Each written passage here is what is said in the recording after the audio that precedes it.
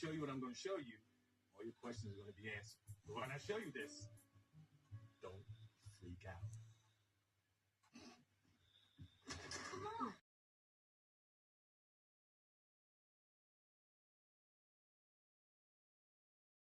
The answer is yes, because that's why we cannot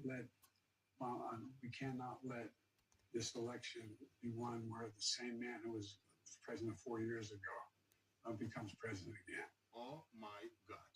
Because that's why we can't let, we cannot let.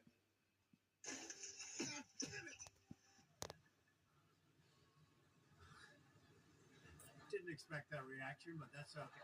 And Palestinians together at a political level, and Aqua and the Shram. And as I Aqua and the Shram. And as I Aqua and the Shram. And as I This is February. What you know now, you wish you had a third term. And I used to say, you know what, if I could make an arrangement where I had standing and your piece and I was just in my basement in my sweats looking through the stuff, and I could sort of deliver the line that somebody else is doing all the talking and so on. I'd be fine.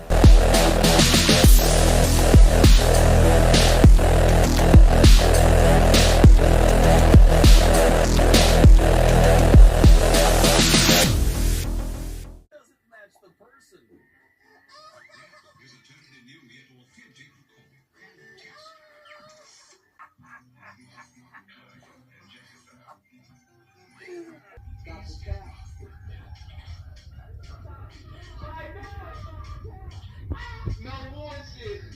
But wait, there's more.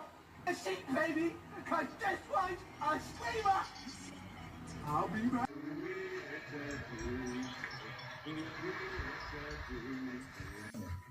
In a free and open society. And we are, as a people, inherently and historically opposed to secret society, to secret oaths, and to secret proceedings. We decided long ago that the dangers of excessive and unwarranted concealment of pertinent facts far outweighed the dangers which are cited to justify it. Even today, there is little value in opposing the threat of a closed society by imitating its arbitrary restrictions.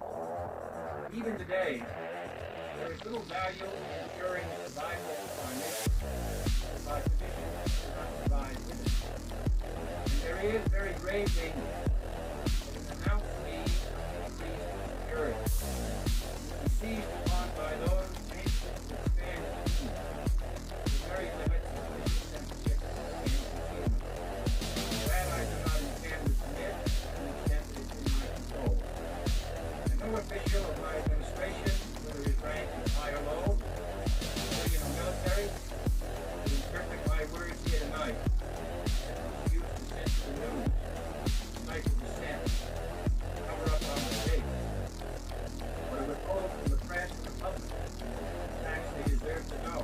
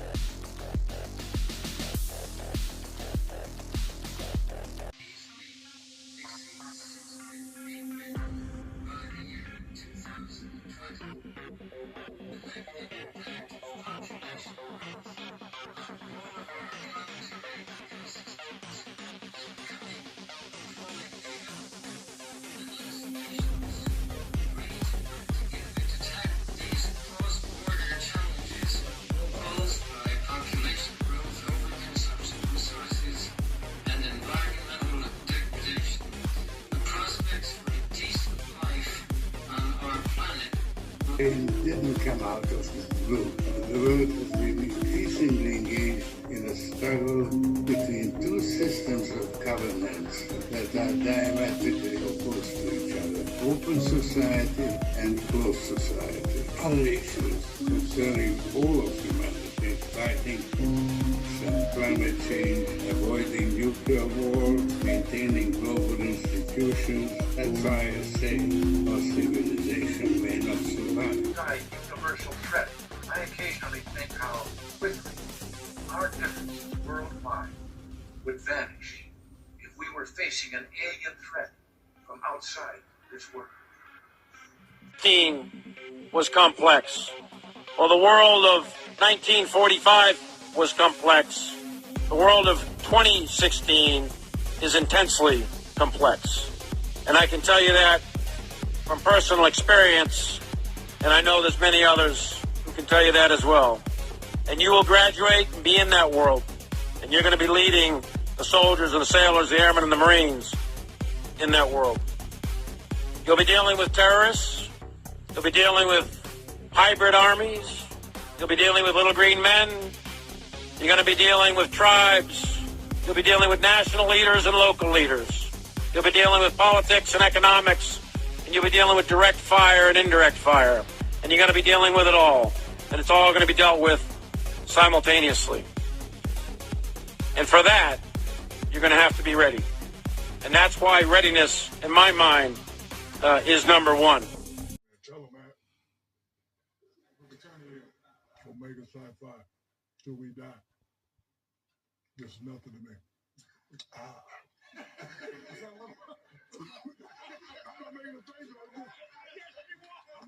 He was an honorable man. My dad worked like the devil. Real gentleman.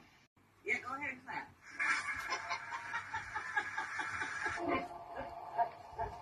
The affirmative task we have now is to actually create a new world. Bidenomics.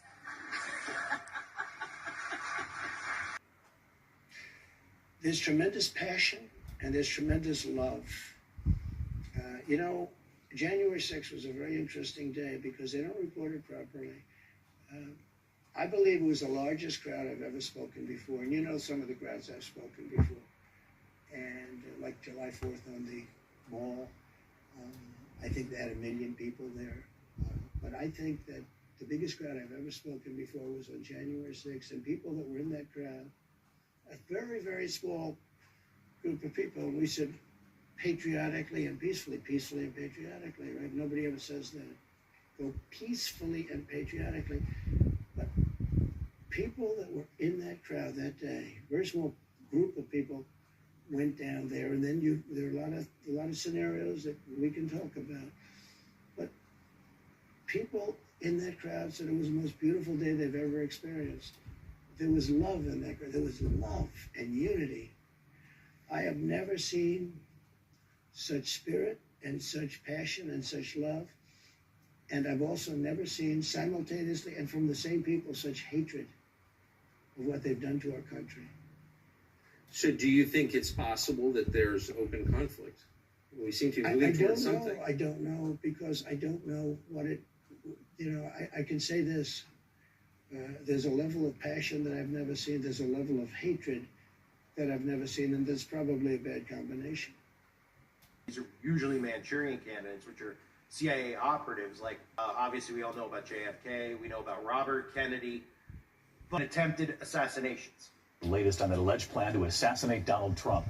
This man... Объективный, необратимый процесс дедоларизации наших хозяйственных связей. Предпринимаются усилия по отработке эффективных механизмов взаимных расчетов и валютно-финансового контроля. The three-day BRICS summit is underway in Johannesburg. The event brings together leaders of emerging economies including Brazil, Russia, India, China, and South Africa. However, Russian President Vladimir Putin will join via video conference. That's because of an international criminal court arrest warrant issued for him over the abduction of children from Ukraine.